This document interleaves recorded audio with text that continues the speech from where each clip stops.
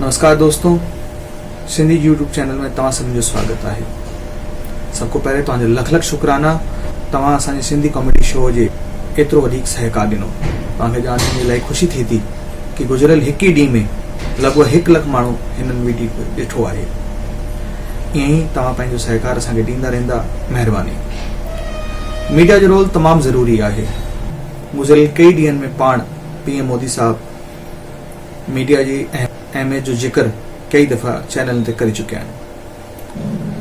अॼु सिंधी मीडिया हुन मुक़ाम ते कोन्हे जिथे ॿिए भाषाउनि जी अख़बारूं और हुननि जा चैनल पंहिंजी पंहिंजी ड्यूटी हिन महामारी और हिन संकट जे समय करे रहिया आहिनि। असांखे इलाही पीड़ा थींदी आहे, इलाही ॾुख थींदो आहे कि असां उहो छो न रोल अदा करे सघूं था।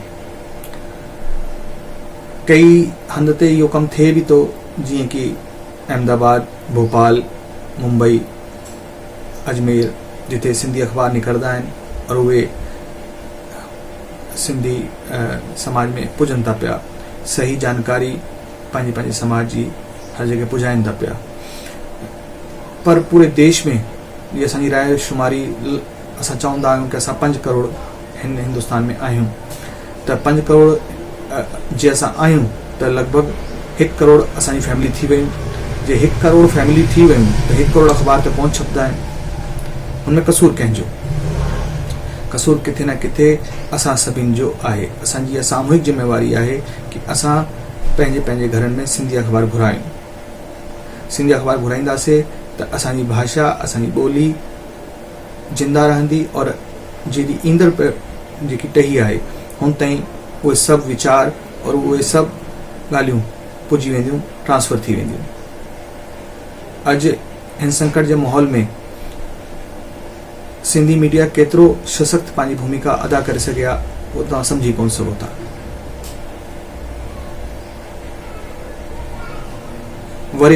वरी बि सिंधी टुडे पंहिंजी ज़िम्मेवारी समझदे जे असां अख़बार कोन छापे सघूं था त असां सिंधी यूट्यूब चैनल चालू कयो। चैनल त असां गुज़िरियल 5 साल पहिरें चालू कयो, लेकिन गुज़िरियल 15 ॾींहं में असां कई वीडियो सिंधी यूट्यूब चैनल ते पोस्ट कया आहिनि। और मूंखे इलाही चवंदे ॾुख थींदो आहे कि गुज़िरियल 15 ॾींहं में सिर्फ़ 20 माण्हुनि असांखे सब्सक्राइब कयो आहे। सिर्फ़ 20 माण्हू।